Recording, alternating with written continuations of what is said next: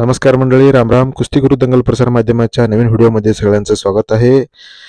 महाराष्ट्र केसरी सिकंदर शेख यांनी महाराष्ट्र केसरी झाल्यावरती त्यांच्या मिरवणुकीत एक अप्रतिम असा व्हिडिओ आपण टिपलेला आहे. तो क्षण आपणास आम्ही दाखवत आहोत.